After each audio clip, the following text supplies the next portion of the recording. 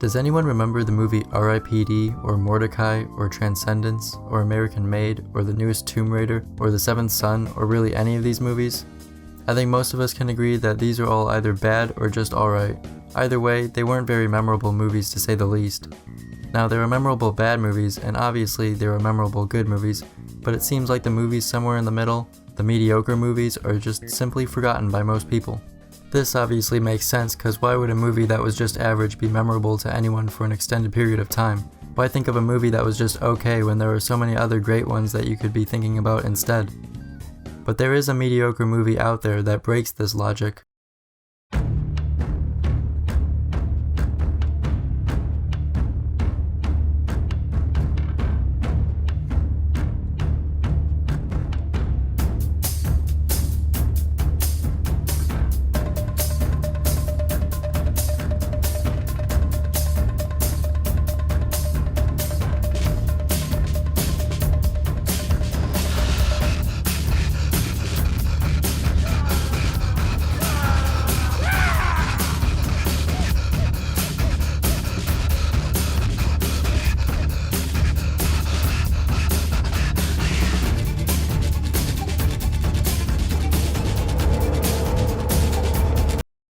King Arthur: Legend of the Sword proves this theory wrong, at least for me.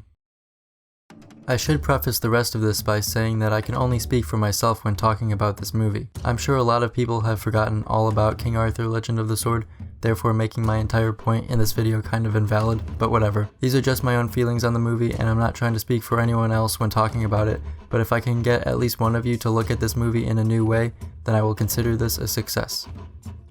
There are so many movies that I just forget about soon after I watch them. The only thing I could tell you about Avatar was that there are big blue people that have sex with their hair. Other than that, I remember practically nothing from that movie.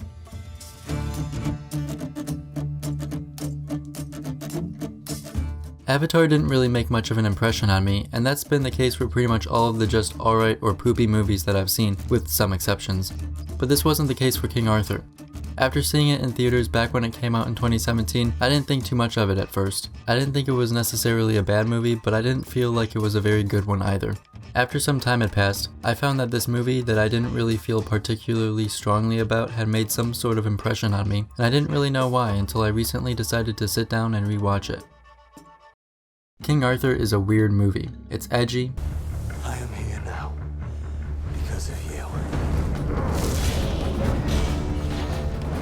It's cool.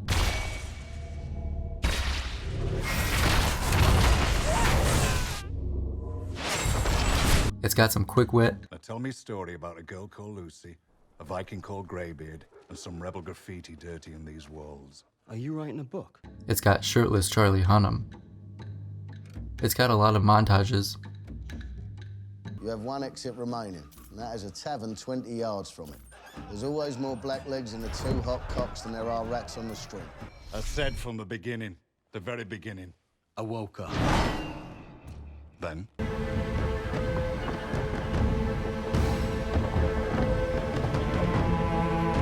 And it's really, really edgy.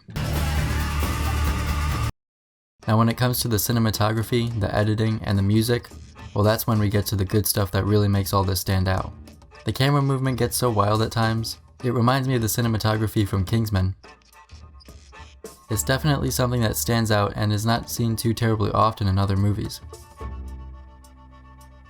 The odd music in this movie is weirdly kind of cool. Maybe it's just me, but this stuff is kind of sick.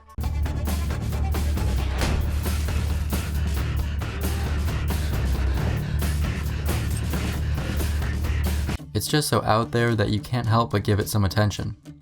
Now the montages in this movie are something else. These ain't your mama's montages either. They really like to jump around in time like heist movies, but like a little more. The character will explain what they have to do and then it will show footage of them doing it, which is simple enough, but it'll just constantly jump around in time. It's easier to understand if you watch the movie. This movie isn't particularly complicated, so if you do get lost, it probably won't take very long to catch up.